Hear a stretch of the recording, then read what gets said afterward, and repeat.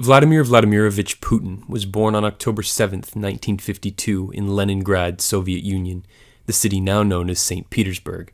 Growing up poor, he chased rats around the stairwells of his shabby apartment building.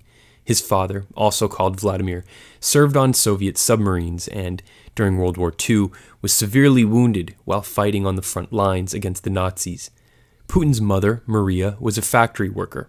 She had given birth to Vladimir's two older brothers, but they both died before he was born. Vladimir's grandfather was apparently a talented chef who cooked for Vladimir Lenin and Joseph Stalin. As a young man, Putin spent a lot of time in the streets of Leningrad. He became a hooligan and jumped at any chance to brawl. In 6th grade, he found an outlet for that aggression in Sambo, a Soviet martial art combining karate and wrestling.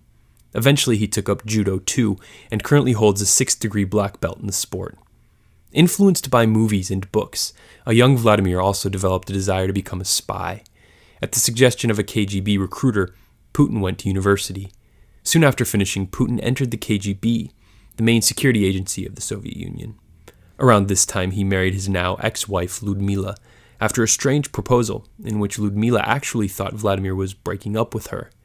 In 1984, Putin got the break he had been waiting for and was sent to spy school in Moscow, but was disappointed when he was assigned to work in Dresden, Germany, to gain information about the West, mostly by just collecting press clippings to add to the growing mountain of unimportant information produced by the KGB.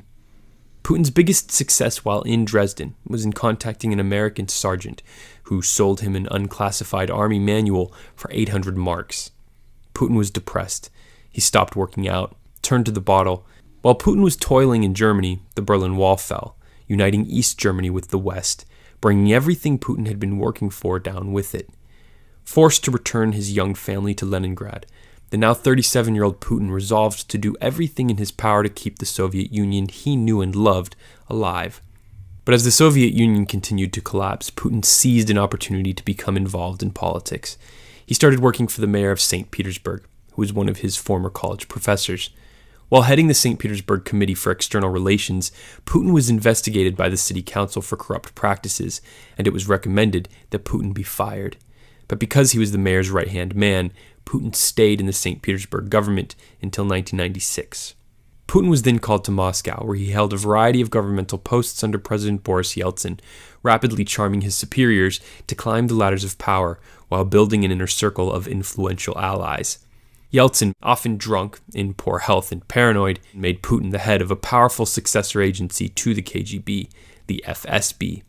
Putin was credited for modernizing the security apparatus to take on new threats like organized crime, corruption, and terrorism. So he made Putin prime minister.